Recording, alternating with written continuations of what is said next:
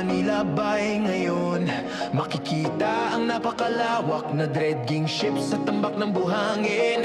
Para sa tinatawag ng gobyerno na urban development, pero para sa ilang environmental economist, ito raw ay hindi simpleng development, kundi isa sa pinakamahal at delikadong real estate bubble sa Southeast Asia.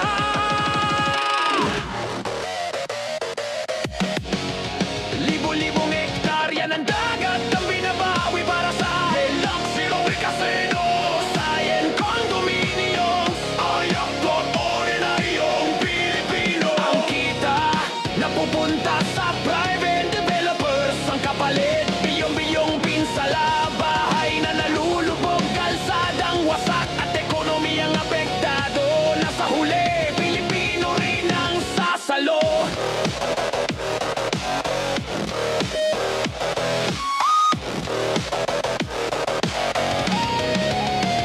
Gumagawa ba tayo ng modernong lungsod o isang mamahaling underwater tomb?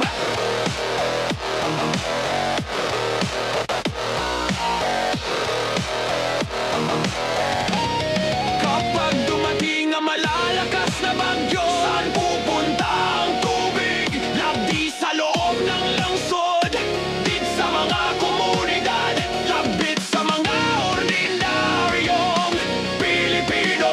Ang kapalit, bilyong-bilyong pinsala, bahay na nalulubog, kalsadang wasak at ekonomiyang apektado. Nasa huli, Pilipino rin ang sasalo.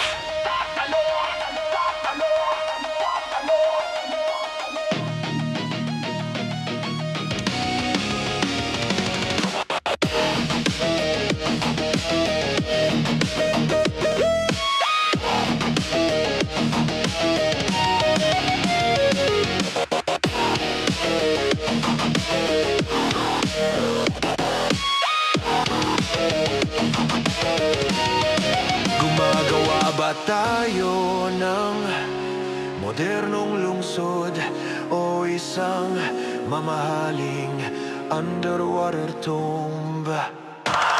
Kapag dumating ang malalakas na bagyo, saan